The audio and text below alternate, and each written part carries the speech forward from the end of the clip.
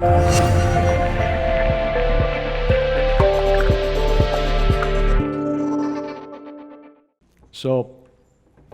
let's kind of start off. I want people to realize that I started life off humble. That's hard to believe. But some people were born with a silver spoon in their mouth. In my particular case, my mother went into labor. She went into the hospital and said, "Hey, I'm expecting a baby. I've had a couple. I know it's coming." And they said, nah. First you got to get an enema. Well, I think you got your imaginations going there. Realize that during that process, I was born into a bedpan head first. So I started life off not with a perpetual silver spoon in my mouth, but a bunch of crap. And some people say it hasn't changed. So if anybody's got a more humble beginning than that, please step forward and take the platform here. But I started off life learning to meditate, and I say learn. I was meditating at 2 and 3 years old, not knowing where I got it from. And then my mother taught me meditation. She learned at Self-Realization Fellowship. Anybody familiar with that group, SRF? Okay. So at a very young age, I was into that. And there was a guy in Self-Realization Fellowship, Brother Ananda, and he ran a Sunday school, and I went there, and pretty soon I was with the adults learning meditations and doing things at a very young age. But what happened was I got sick. Let's talk about, this is a near-death experience group, so let's start off with a near-death. 8 years old, young boy, and I'm deathly sick, literally deathly sick. My parents are neglecting me, they're ignoring me, I'm going to school every day sick till the school nurse sends me home. And I'm floundering around, I'm basically dying. Finally, I'm sent to the county hospital. And when I get to the county hospital, they put me on a gurney and they tell my parents, we don't think he's going to make it. It's too late to bring him in. Had kidney disease and lung disease and all kinds of other things. And I was wheeled away and put in isolation, and they did some procedures. And then I was left alone that night. First time, 8 years old, away from home, all by myself. No roommates, no nurses, no nothing. Totally left in a room, which could be kind of scary for some people. And I was kind of lonely. I was feeling depressed. I was feeling abandoned. And then I'm laying there in this darkened room, and the room lights up. I mean, it's a sunburst. And I'm looking at this, and I'm going, wow, this should be blinding me, but it wasn't. I was looking at that, and I was feeling loved. Here I was crying out to the universe that I felt abandoned, and all of a sudden, I'm feeling the embrace of the universe. I truly was being loved. And then I noticed that I was sitting up. Well, when I looked down, my body was down there, but the other self was sitting up. And then the light got brighter and brighter and brighter and consumed all the darkness in my room. And then there was this angelic divine presence. Have no clue what it was. But I was given this futurama of the next 50 years of my life. It just kind of ran through high school, ran through the John F. Kennedy assassination, which I didn't know who John F. Kennedy was. I was seeing events, I had no figure what it was. I saw the Vietnam War. The good thing about seeing the Vietnam War was I saw that afterwards I was still alive. So that was always good. So somebody say, oh, you're really brave. No, when Vietnam I wasn't necessarily brave. I knew I wasn't going to get killed. The guy that was afraid and did something, that's the guy that deserved a medal. Truly, there's a whole difference. So I saw who I was going to marry. I saw my children. I saw where I was going to live. I saw a lot of future events. And over the next 50 years of unfolding of my life, it was like I was living déjà vu. But the puzzling part of this vision, and maybe there's some numerologists here or astrologers, they can figure it out, but I kept seeing these two numbers. It was 29, and then it would change and look like 59. It was 29 and 59. It kept flipping over. So I thought at the time, I'm either going to be dead at 29 or I'm going to be dead at 59. Something's happening, right? For those that know about Saturn rising and all these other things, maybe it makes sense. But I also had a major heart attack. Well, I have 12 major heart attacks, but one of my heart attacks, when I went to the doctor, and the doctor looked at me, and I go in there, and I'm like a couple of weeks shy of 59 years old, and I go in there, and I'm complaining. I said, look, I've been a vegetarian for 60, almost 60 years, and I don't do coffee, I don't do booze, I don't do cigarettes, I don't do, caffeine, nicotine, nothing. I mean, and the guy looks at me, and he says, if you hadn't done all that, you would probably been dead at 29. And there I was a week or two from my 59th birthday. And what's interesting about that was, just shortly before that, there was a guy from my high school class, a guy named Paul O'Brien, and we learned about our relationship. We were living in 40 miles from San Francisco, but we were both born in San Francisco. We didn't know that. We're talking one day, and we find out that we were both born March 16th, 1946, in San Francisco at St. Mary's Health Hospital, about an hour apart. So if you're into astrology, you got to figure, okay, how did it turn out for him, right? He was dead before 59. So going into that one heart procedure was a little like, wait a minute, this guy just died, and we got the same astrology chart, right? So my growing up, a lot of things that I dreamt about, or it was more than a dream. I just use the term dream because some people, this audience doesn't need to be told or explained to. But from these events I was shown, I knew in my senior year that Kennedy was going to get assassinated. I made the mistake of going to my high school principal the week before the assassination and telling the principal of my high school, hey, Mr. Stanga, the president's going to get assassinated in Texas next week. Okay, Bill. Okay, come on. They brought me back to class. And then the next week, what happens? Those that know history, he was shot. Now, the only thing that was different about my visions and what happened was, in my visions, and I could be wrong, so they're not 100%, right? In my visions, there was more than one person in the assassination. So maybe the government's right. Maybe I was wrong. But shortly after getting out of that hospital, going back a little bit, when I came home, I was with my mother,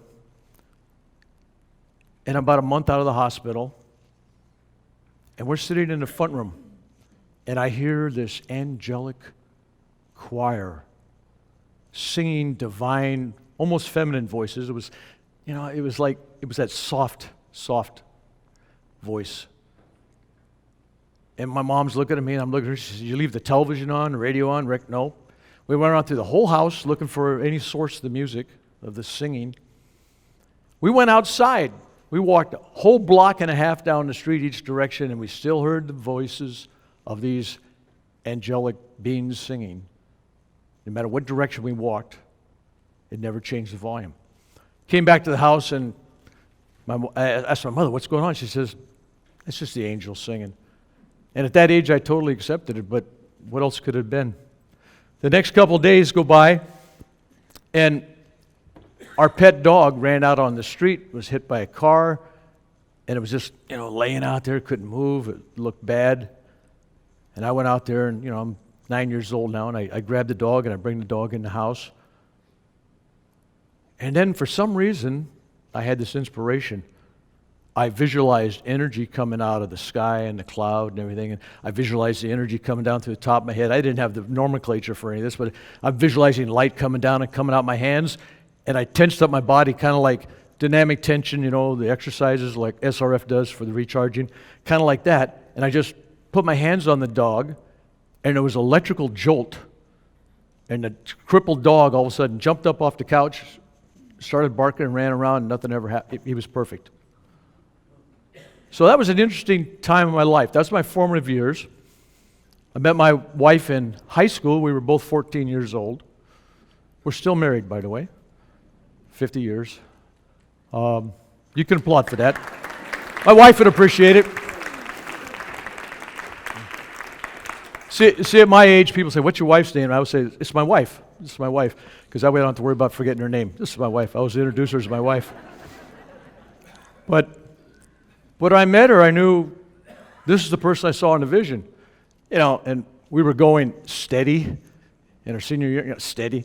But I knew that she had to go off to college. She had a brilliant academic career at the University of California, Berkeley. She went off to Berkeley. Of course, I went to the good school, USF. And I needed to do things. So I broke up with her when she's a beautiful senior, and your boyfriend breaks up you and tells you some crazy thing like, well, we're going to get married 6 years from now, and then leaves, and then goes off to live in Hawaii and chase kahunas, and then go off to Europe, and then go off to Vietnam. That's kind of a crazy thing to tell somebody. But what happened was, when I came back from Vietnam, and she was going with somebody else, I went down and bought her an engagement ring. And I had it in my pocket. I figured, something's going to happen. At the right moment, I'm going to ask her to marry me. So December 1969, December 10th, a day will live forever in infamy, right? And I went to her place, and she already told me no 10 times. So maybe I was a stalker. I don't know. Somebody's Me Too story you have to get from her. So I show up, and her and her roommate, this other lady, they've been decorating a Christmas tree. They had 800 bulbs on this tree, lights. In the old days, 1960s, they were like one strand. If one bulb is out, they're all out, right? And you got to figure out which one to make it work. So they had that thing there, and they've been working on it the entire day when I showed up, and they couldn't get the lights to work. And I walked in very boldly and go, don't worry about it. I'll fix it. And they go, yeah. And I just said, no. And I just reached back, talking to them just like I'm talking to Lily here. And I just reached back and I just grabbed one bolt ramen. I just twisted it. And I could tell by looking at their eyes, the whole tree lit up. And that's when I got down on my knee, took out the ring, and I said, hey, this has got to be the luckiest time. Let's do it, right?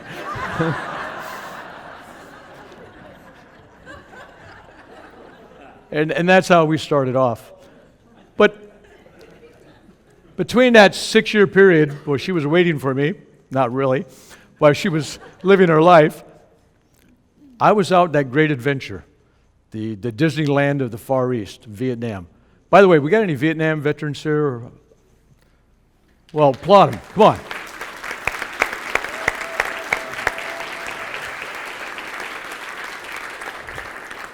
No matter what their job was, they're wearing a uniform there. They're all heroes. And a lot of them won't tell you that. It's like, guys, now, you wear a uniform, you are a hero. You're putting your life, you don't know where the government's going to send you. You don't know where they're going to sign you. You don't know what job you're going to get. But you're willing. You signed that. You swore. You gave your oath, your loyalty. And you're willing to go wherever they want to do. What they choose to do with you is up to them. So anybody you meet with a uniform on, they are a hero. Especially now when there's only less than 1% of Americans, less than 1% are having that military experience. It's getting to be a rare thing. We're actually divided into a culture where there's everybody else doing stuff, and then we got this group, the warriors that take care of everything.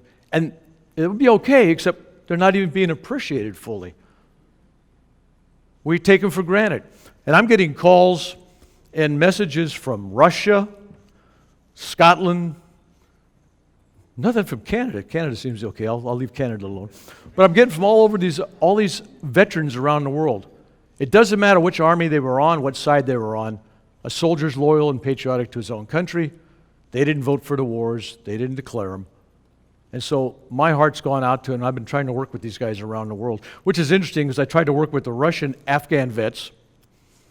And when I talked to the officials, trying to get a visa to go over there, they go, Afghan vets, we got no problems with them. They're a bunch of drunks and alcoholics and drug addicts, and they're on the street. We got no problem with them. I'm going, duh? So, all right, so let's talk about Vietnam. I could have got out of the war. I chose not to. I mean, my medical history was such. When I tried to join the Army, I tried to join the Navy, I tried to join the Merchant Marine, I tried to join the Air Force, I tried to join the Coast Guard. 4F. I went down, took the physicals, gave them the same information, 4F. Then when I took a draft physical, guess what? 1A. They go, hey, young man, or boy, I think the guy was calling me, hey, boy, what you doing? Trying to get out of the military here? All this medical stuff? Nah. He goes, show me your hands. He goes, he counts the fingers. He says, you got enough, you can pull a trigger. Go. So, the same place that I failed the physical, that very same month, Oakland Induction Center, the Bay Area, it's the same place that I said it was 1A. Shows you how those things work, right? But I wasn't trying to get out of it. I said, you can't draft me. I'm joining now that I'm 1A, right? So I signed up for an extra year and became a crew chief door gunner on a Huey. Now, if you watch any veteran films, newsreels, movies, I mean, even King Kong, they got Hueys going against them, right? So that was the symbol of the war. That was the iconic image that you always have, is these warriors going to war in a Huey helicopter. And there's a reason for that. Because it was the most dangerous job in Vietnam. There was about 9,000 or 10,000 helicopters destroyed during that war. There was thousands and thousands. About 10% of the casualties were pilots and crew chiefs, door gunners. And it doesn't count the passengers that went down as well.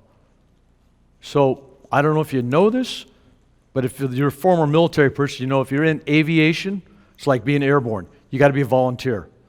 You get special hazardous pay. But if you're in aviation, you have to be a volunteer.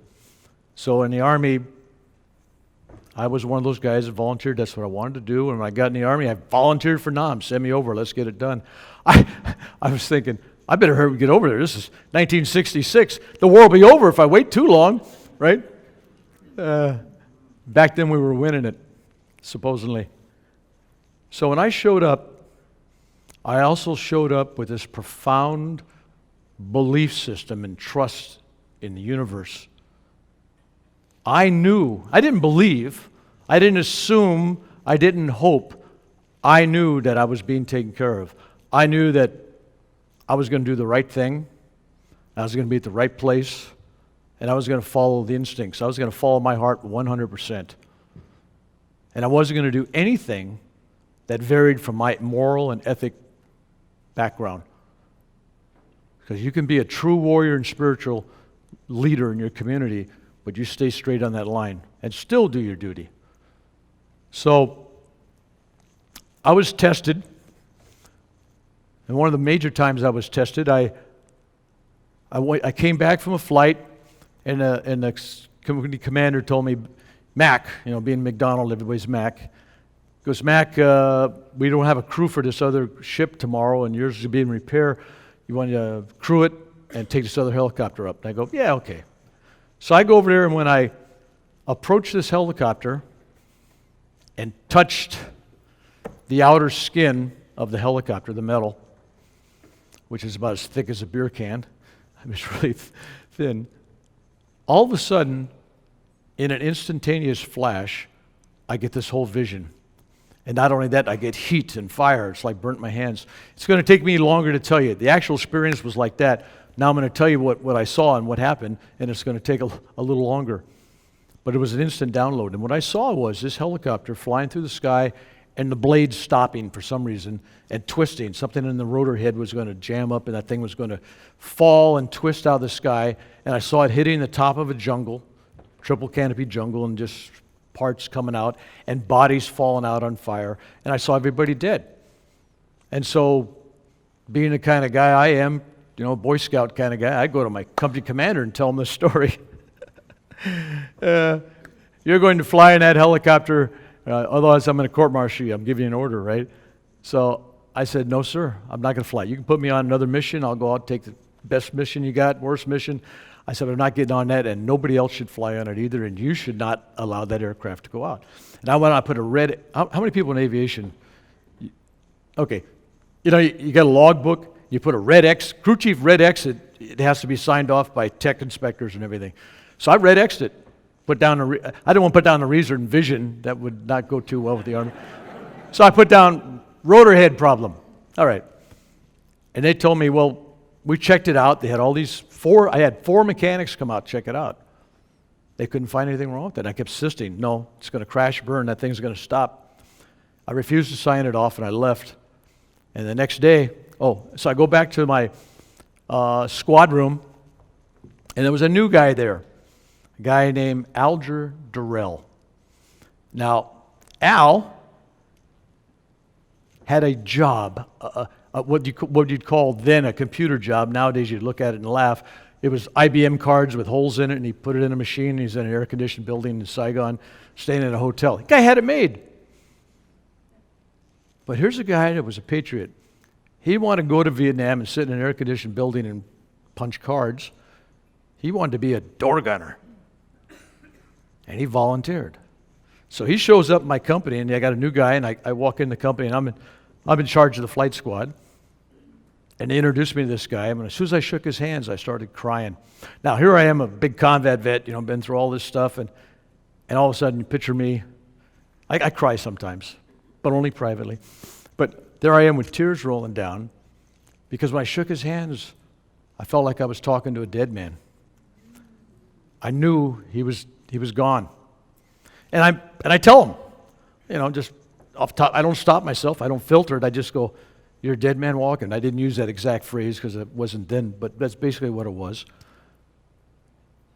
And I said, "Whatever you do tomorrow, don't go out flying." Now, he wasn't on flight status, or he had just arrived there, and he wasn't set to do anything. And I told him the aircraft tail number and told him, "Don't go out there no matter what they do." And he thought I was crazy, and he walked away, and everybody in the company was kind of like, "Crazy Mac, there he is." I went to bed that night really concerned because I didn't want to be right. I'd rather be a crazy Mac, right? So next day I get in a helicopter, and I've still got a threat of a court-martial hanging over me. I go out flying, and we were in some combat situations. It was heavy. I come back, and the helicopter's gone. I say, "It's gone." So I get mad, and I go to the commanding officer, and I go, and Diane would get a kick out of this. Can you imagine an E-5 going to the commanding officer telling him, "You can't let that aircraft go," right? No, what authority do you have, right? I mean, I told you to keep it here. So that didn't go over too well. And then they found out that it was 4 hours, 2 to 4 hours late. Nobody knew where it was at. And I said, "Aren't you guys sending somebody out?" "Well, we don't know where it's at." So then the pilots got together to form a rescue recovery crew. And then they kind of go jokingly, "Well, we don't know where it's at, but Crazy Mac probably does, right? He knows everything, right?" So they had me on the flight rescue crew. So we got up in the air, and the pilots go, "Okay, Mac, what direction? Where do we go?" And I just go, heading, whatever it was. And believe it or not, they took the heading, and we started flying in about 10, 12 minutes, 15 minutes. We see a forest fire.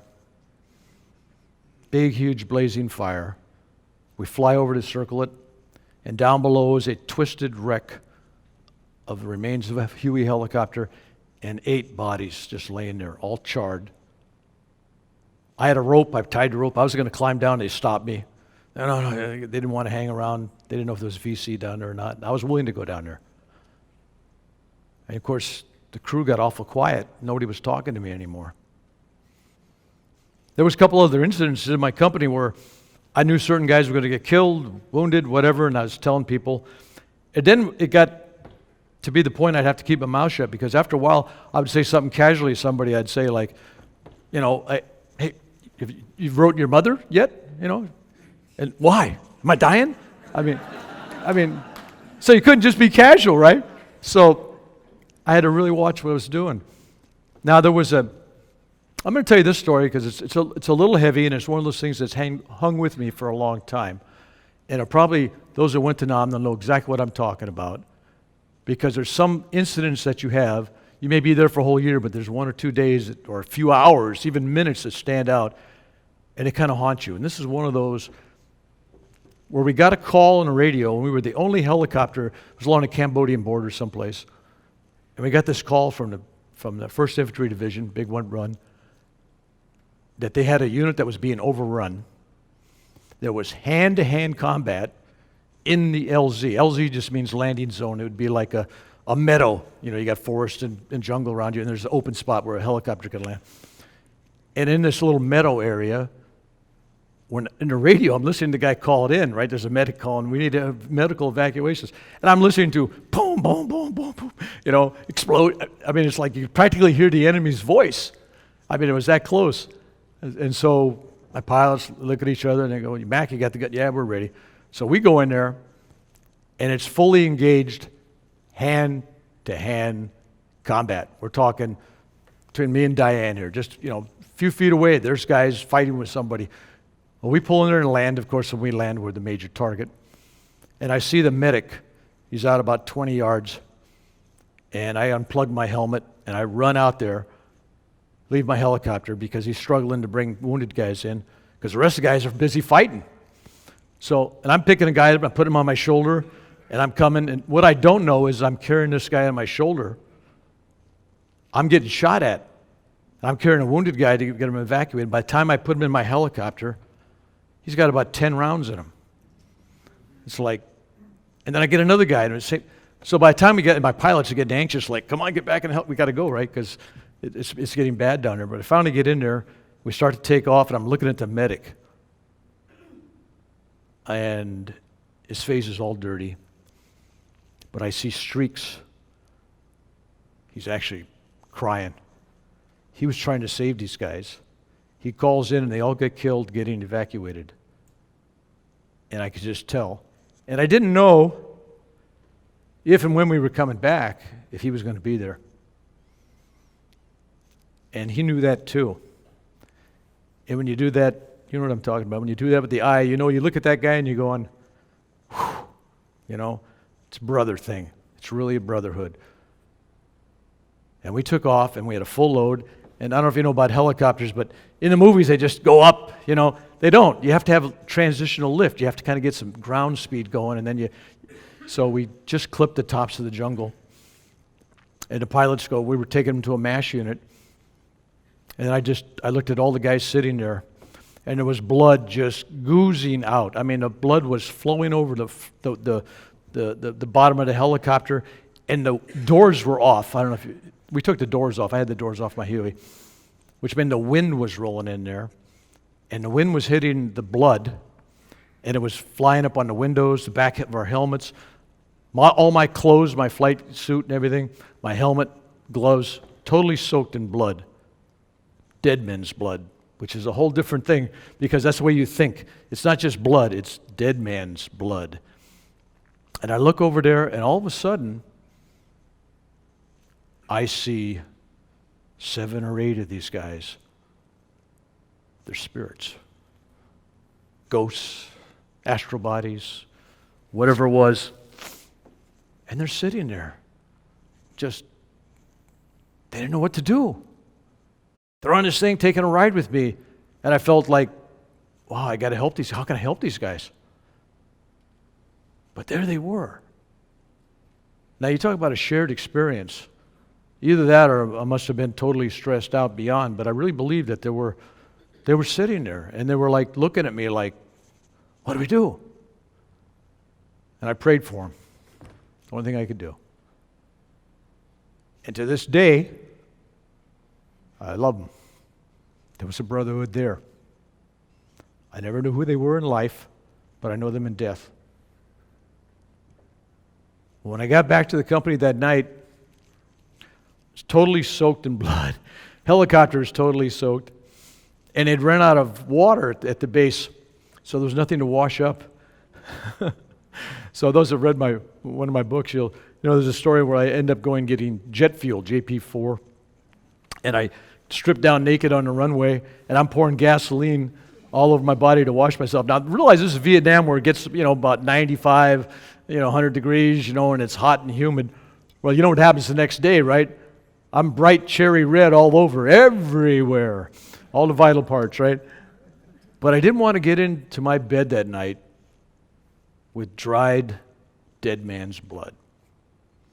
It's out, damn spot. It's just, you can't do that. So that's some of the things that warriors have gone through then. They're still going through today.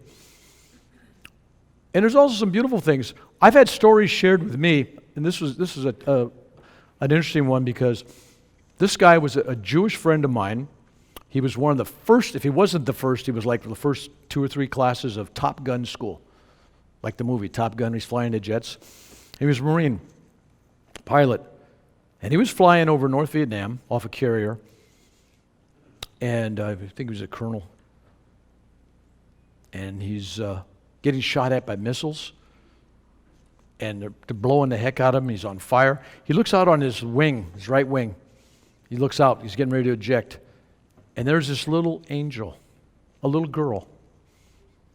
You know, somebody looks like they're 3, 4, 5 years old, sitting on his wing. Like this, you know. And so he thinks, man, I'm really going nuts. He's telling me this story because he never shared it with anybody prior to that. And when I was talking to him, he was probably about 78, 80 years old, whatever he was. He's passed away. But he hadn't told anybody in his family that story, how this little angel was on his wing. And then when he bailed out, you know, rejection seats, the whole North Vietnamese army came, and Navy came after him, and there were boats and stuff, and he had to send out rescue guys. Any helicopter rescue guys out there? Okay. Probably your guys were out there to get him, and it was a green, one of those green, Jolly Green Giant. There you go. And they lifted him out of the water just as all these little boats were coming towards him. And so he felt lucky, right? Felt lucky.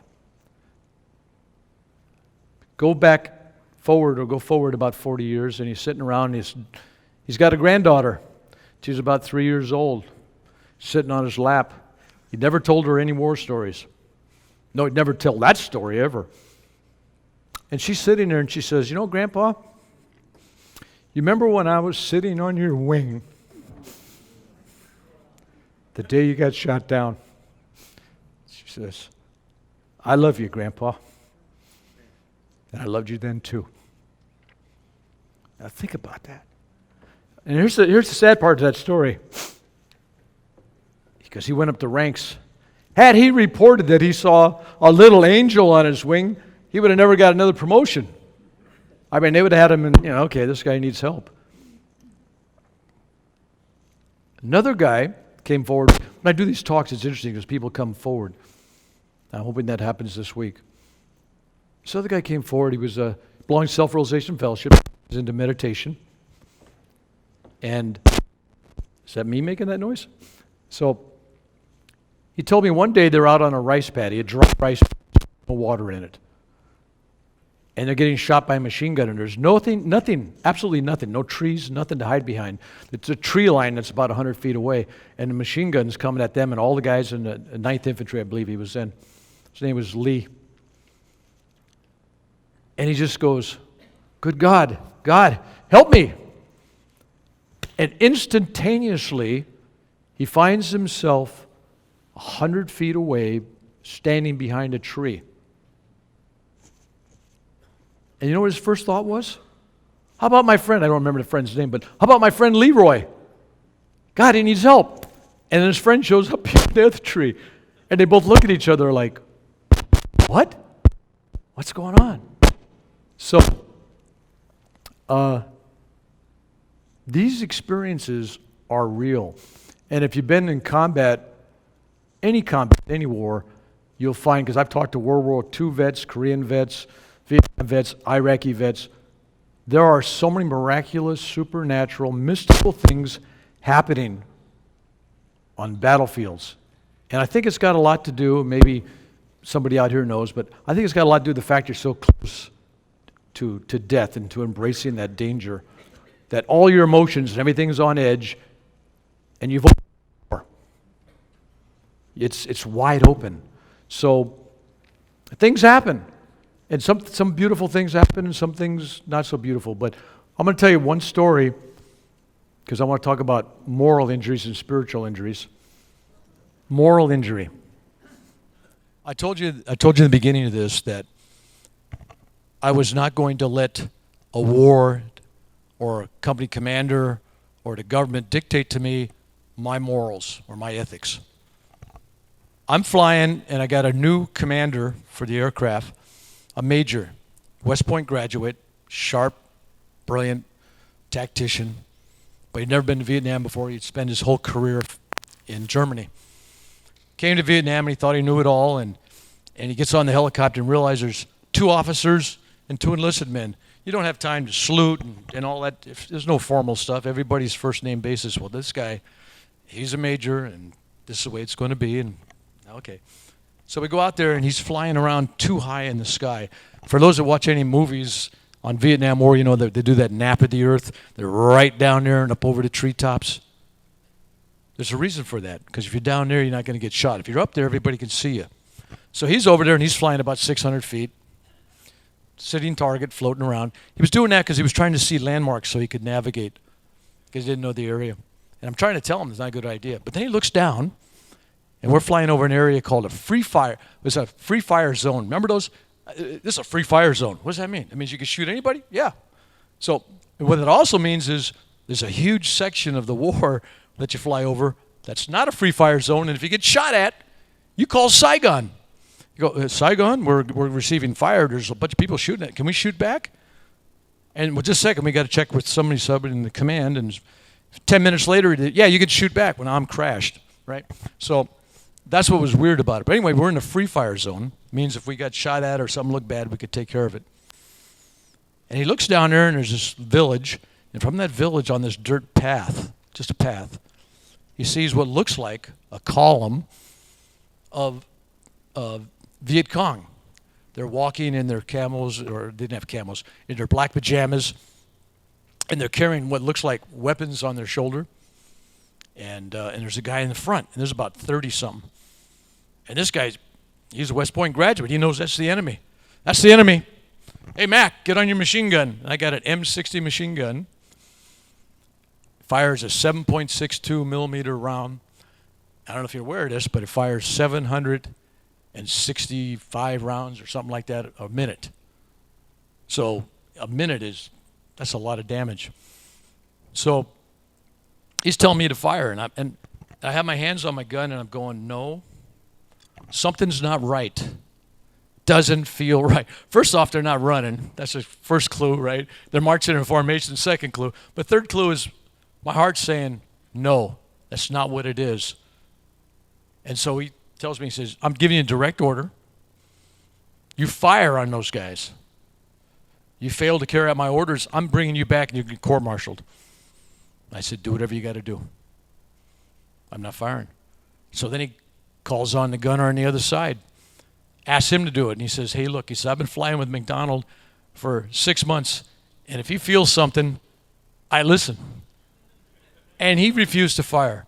Now this this commander is going crazy. He's going, well, it's 2 or more people refusing a direct order. He says, that's mutiny. That's either a life sentence in Leavenworth or we're going to put you in a firing squad. You're going to change your mind now? And he goes, no. Now, you got to realize I'm sitting in the other seat going, I better be right. Wow. I mean, I'll take it for me, but, so let's put it this way. If I was wrong, I would still be, in this day, I was 20 years old then, I'd still be sitting in jail in Fort Leavenworth.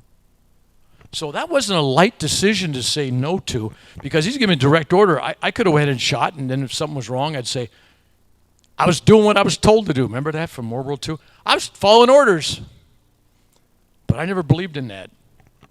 And I would have ruined his life, of course, but I certainly would have ruined the lives of all those people. So I said, look, sir, drop down, fly over the group. If anybody looks like they're going to shoot, I won't hesitate.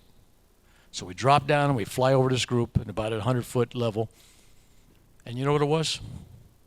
It was a column of children and a Catholic priest in the front leading them to the community garden, and they had tools for the garden, shovels, rakes, hose.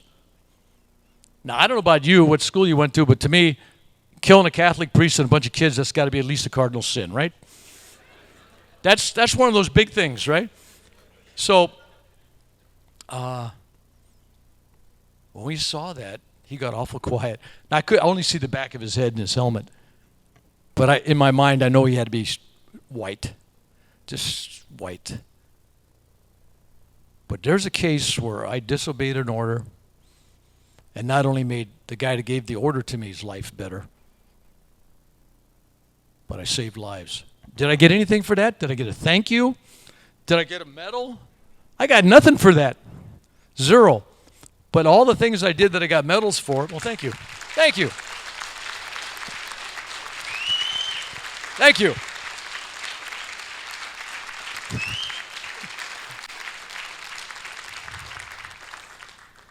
So it's back to this. You're a spiritual warrior, always. You may be wearing a uniform or not, because I believe there are spiritual warriors who don't wear uniforms as well. You always follow your heart. Always. And you listen. How many, just put yourself, you're 19, 20 years old, you're sitting in that helicopter, you're facing a death sentence, firing squad, literally, or life in jail. How many would have made that decision without haste? That's a heavy decision. I mean, I'm amazed that I made it. But I know me. I really know that's what we're supposed to do.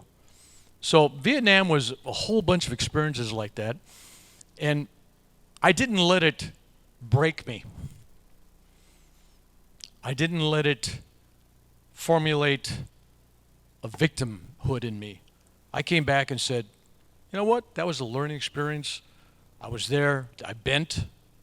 I was bruised. I was battled, but I didn't break. I mean, I got blown up. I've got blown up by a rocket. I was in 8 helicopter crashes. I was wounded. I was almost captured. Left alone in the jungle, me and another guy, for 8 hours at a crash site, and I had to take on 500 North Vietnamese. That's another whole story. It's in my book if you want to read it. So when I came back from Vietnam to this glorious welcome in San Francisco, and at the end of the summer of 1967, the summer of love, with my uniform on, and a parade of hippies kind of chased me down the street yelling at me, I kind of made it mind at that point in time that nobody's going to look after us veterans but us veterans. But now, I got IANDS, an ally. Thank you, IANDS. Give yourselves applause.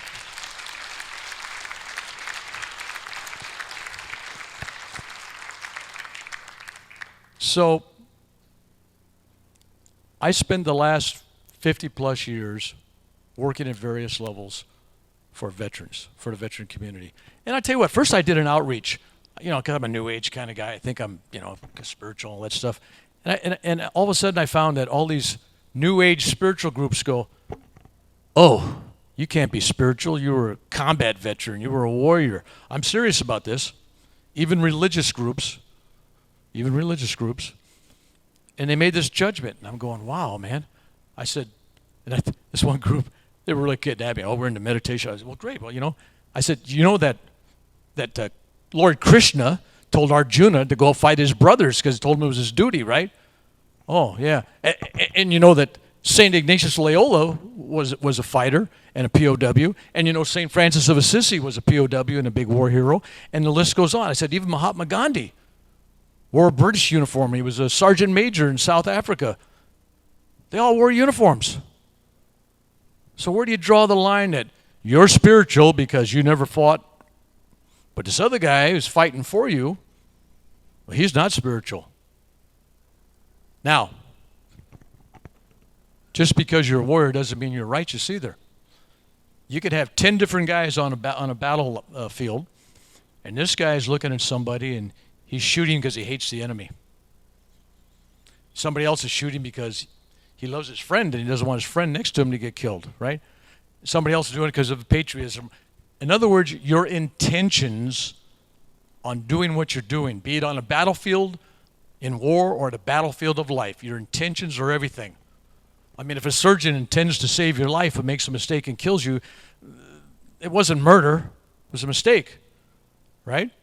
So I hope that I'm opening hearts here with IANDS, and they invited me for this, so I'm hoping to open up your heart to this, realize that the veteran community out there is not coming forth like you expected them to come, because they've been rejected by all these new age groups.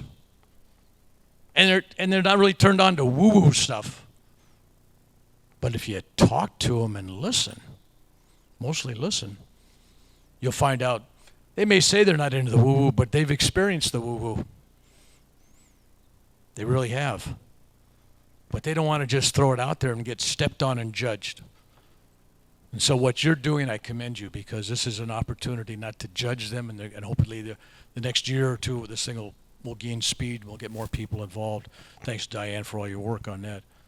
Thank you.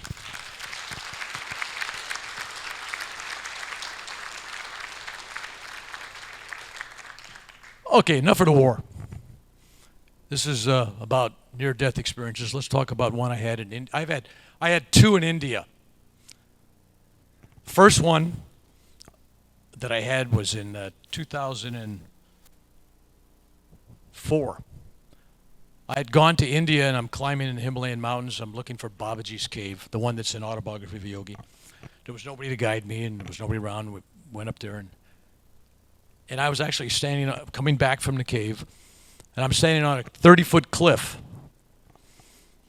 and had a heart attack, and fell off the mountain. Now, lucky for me, it wasn't 30 feet straight down. It was like 10 feet, 15 feet. So I had 3 bounces, they tell me. So I fall. I land on this boulder about the size of a Volkswagen. And I'm laying there, and I'm looking up at the sky. And I don't feel anything. There's no pulse. I'm not breathing. I should be hurting from falling on the rock. Nothing. And all of a sudden, I'm looking at the sky, kind of like, you know that cartoon, The Simpsons, and the sky opens up, right? So I'm looking up at the sky, and it's like The Simpsons. And then pretty soon I realize that now I'm looking down, and there's my body laying face up on this boulder. And I don't feel bad at all.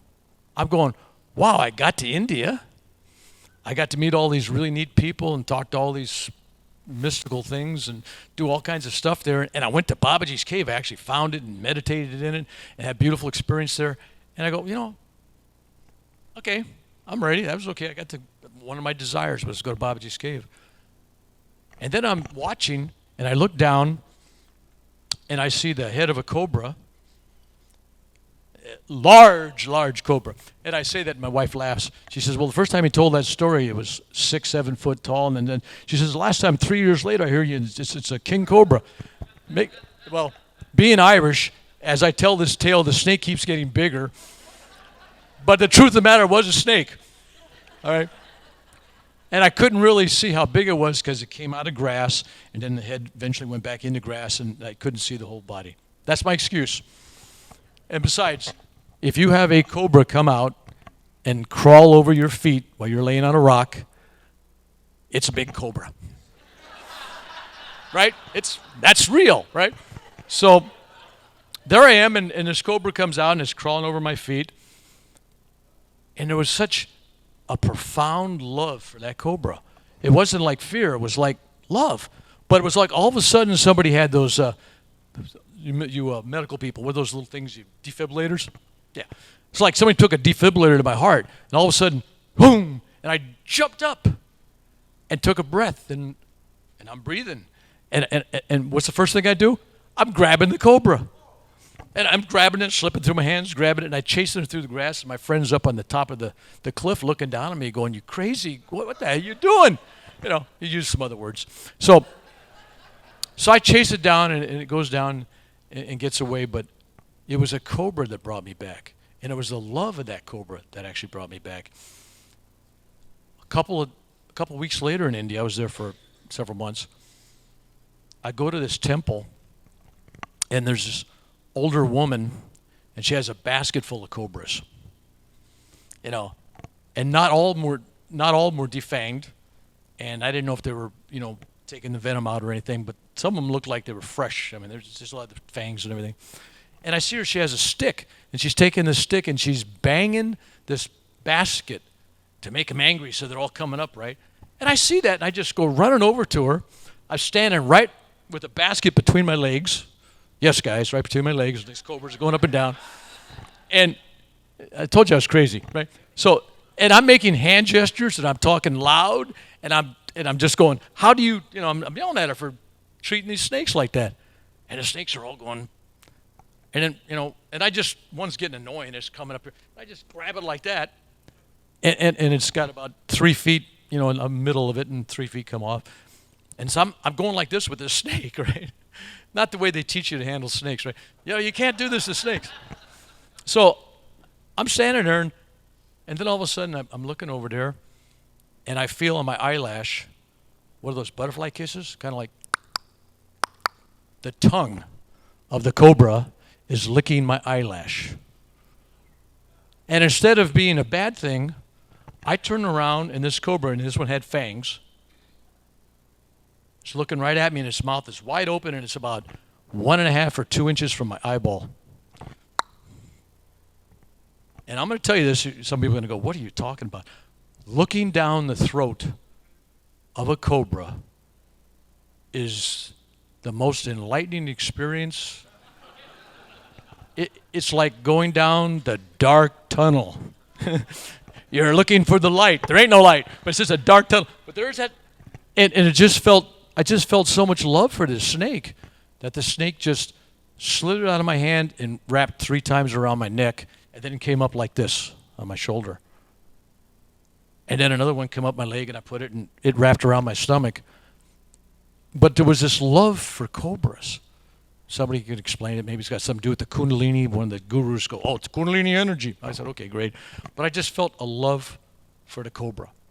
And so I went back to India many, many times. But the last time I was in India was 2011. And I was introducing Yogaraj Gurunath, my guru, in big city venues like Mumbai and Pune and stuff like that, big stadiums. And I had a heart attack during one of these events. And they told me, you got to go home. It's a bad heart. So I go back to the ashram, and there I'm sitting in the kitchen waiting to leave the next day. And somebody's looking at me. I got this feeling, somebody's looking at me. And I turn around, and there's this guru standing behind me with his hands behind his back and folded arms once in a while, and just watching me. Now, how many have read Autobiography of a Yogi? We're talking Sri Teshwar. Okay, if that means something to anybody, that was the guru of Paramahansa Yogananda. And he's standing right there. And I'm thinking, oh, I must really be close to death, man. I'm hallucinating, right? So I'm thinking, I wonder if anybody else sees this, because there's other people in the kitchen there. So I turn around, there's a couple of young ladies from Scandinavian countries. They were into yoga, exercises, but they weren't too heavy into meditation. And I said, you see anything behind me? No, you crazy. No, there's nothing there. And they're just, making fun of me and everything. And then there was this guy from Texas. And I said, you see anything? And he says, Bill, I see this blazing light behind you. And I'm feeling loved. It's just emanating. It's just pulsating, that light. I said, okay. And then there was this guy, a lawyer, and believe it or not, there's some good lawyers out there. I'm sorry. Where's my psychic lawyer? Is he out there today? All right, there's some good lawyers out there. So, and he goes, Bill, you ain't going to believe this. He says, but I see Sri Teshwar standing behind you kind of like Gurunath does. He's got his hands folded, and he described them just exactly what I was seeing. So there we were looking at a situation where you had a group of people in a room, and the only thing was different was how everybody perceived that room. Somebody saw nothing, felt nothing. Somebody saw light and felt love.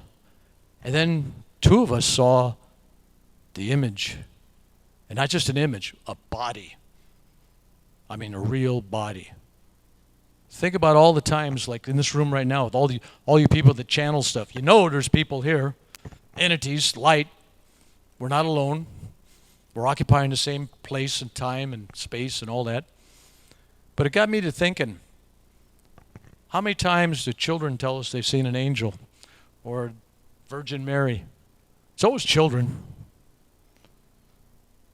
But adults go, oh, no, you're not seeing anything. But those same people will tell their children, put your tooth under the pillow because a tooth fairy is going to come, right?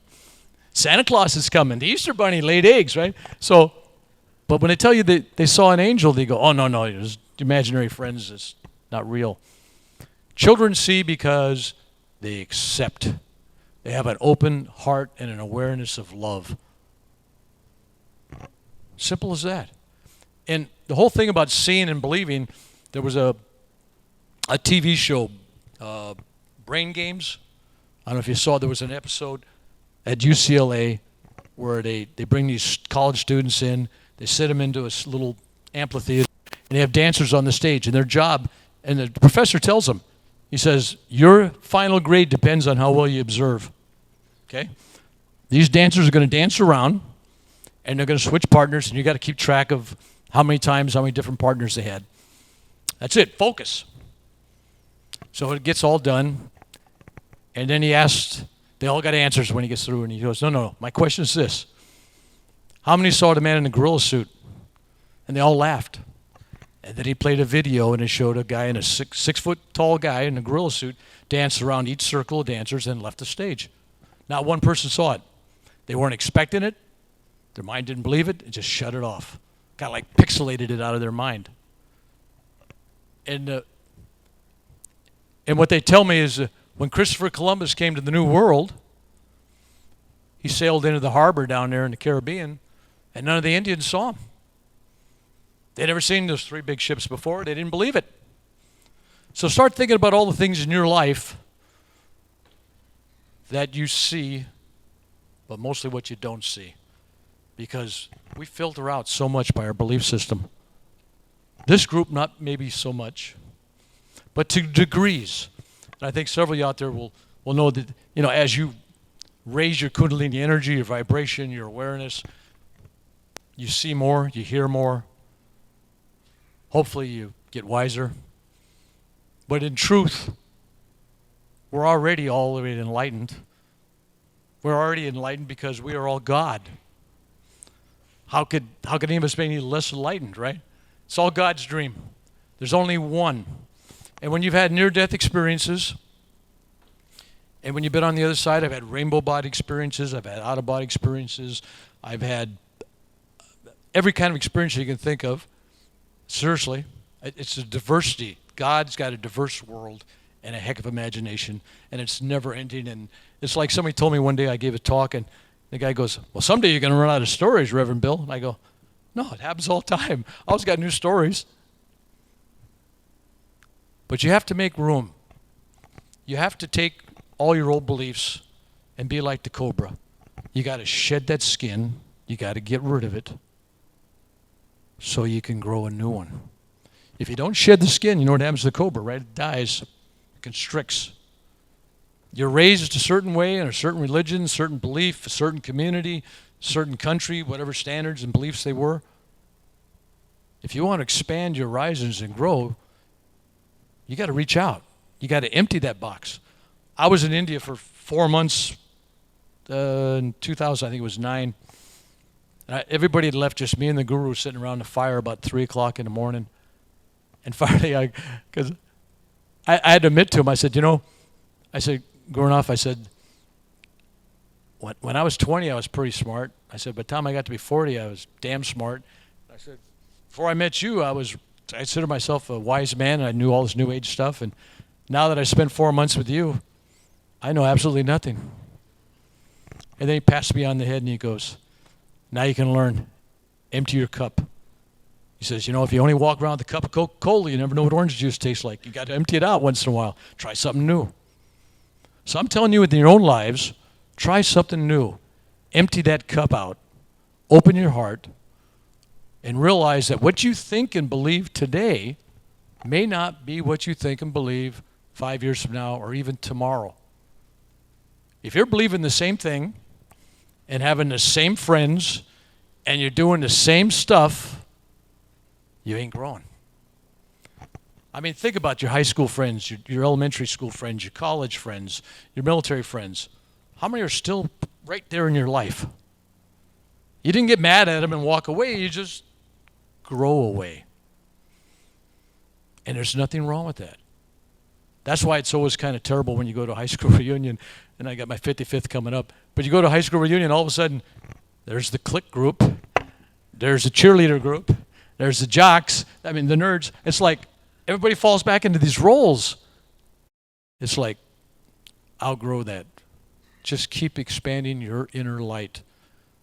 And know that you're only here for one purpose, and it may take various forms, but you're here to love. That may be through service. It may be through whatever you do. There is no such thing as this is what you have to do. This is the only religion. This is the only path. This is the only career. This is the only thing worth doing, because this is a giant jigsaw puzzle. And we need, the corporations there in Silicon Valley, and I meet the big executives there. The guy's in his office and everything, and he's vice president of Intel or whatever. If the custodian didn't come in and clean and mop his floor and clean the bathroom, he wouldn't be able to do his job there. Everybody's got a valuable piece to that puzzle. And when you look at everybody as a piece of that puzzle, the edge of the puzzle is no more important than the middle. They're all a piece. And then you look at everybody being a part of the one. We are not I. We are us. And in that greater us is I. And I am, right? So it's all about realizing that your brothers and sisters are more than that. They are you. And how could you not love you when you form another person? So when you look at somebody, this is your enemy, you've missed it. I went back to Vietnam in 2004 or 2 with a group called the Peace Patrol. I don't know if anybody's even heard of them, but Peace Patrol, we went there for nurses. There was a Sharon Ann Lane. There's a Sharon Ann Lane Foundation. She was one of the first nurses killed in Vietnam. She was saving troops and stuff, and she got a mortar attack. And a bunch of veterans, Vietnam vets, they've given money to this, and they built a clinic over there. And so I was going over there, and they go, hey, can you check on our clinic? We send all this money. We send an ambulance. Where's our money going, right? So I went there, and I found the clinic, and they'd bought a television and a motorcycle, and they were using all this money for, well, where's it at? Well, the head doctor, he's got the motorcycle. Where's the patients? Well, we're not set up this week, and yeah, a lot of ripping off. But the heart of these people donating was good. So I was there to kind of rustle it up, and had to meet with the Communist Party and kind of let them know we weren't too happy about that. So, but I got to meet with former veterans of the North Vietnamese Army, hardcore, and Viet Cong officers. Had lunch with them, talked to them, this kind of stuff. And you know what? In the end, they're just human beings. They're not monsters. They're not our enemy. And when you start thinking about other people as just an extension of yourself, that's when the violence and the attitude and frustration of hate and anger, all these things fade away. Because when you realize they're all there as a reflection of you. So live your life as such. Reflect the light. Be the light. Become the light. You are the light. You don't have to journey someplace to find it. It's like people tell me, well, you used to go to India all the time. You were there for months. Yeah, but I got it in the heart now. When I close my eyes and meditate, that's my cave. I don't have to go to the Himalayas and risk my life anymore. I got it, right? So I'm telling all you, find your inner cave. Find that space. Find that peace. Go out. Love and serve. Most especially your enemies. And going back to Vietnam, that taught me that. I was embraced. I'll tell you, I'll finish with one story here.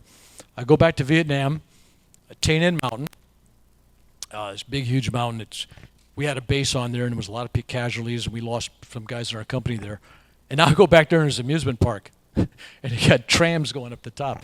Anyway, so there was a busload of North Vietnamese veterans in the parking lot, and there was this limousine parked there with this older woman there, and she had her jacket was full of medals, right? She was an older lady, and her teeth were missing. And somebody came, a police officer come and got me and said, Madam so-and-so, Colonel so-and-so, whatever her name was, she wants to meet you. I said, okay. So I walk over there, and they open the door, and she's got all these medals, and I'm told she was like the most decorated woman in Vietnam history or something. I mean, she's like the Audie Murphy of the women, right? And she looks at me, and she had a cane, and she was kind of beat by life, but she was a warrior. And she was an officer. And so when I saw her, I just go, and I gave her a salute. And she broke down and cried, returned my salute and cried. And what I didn't know, this bus was parked right behind it, and all these veterans were leaning out the bus. When they saw me do that, when I turned around and stood up, everybody on that bus saluted me. Warrior spirit. Take it home with you. God bless.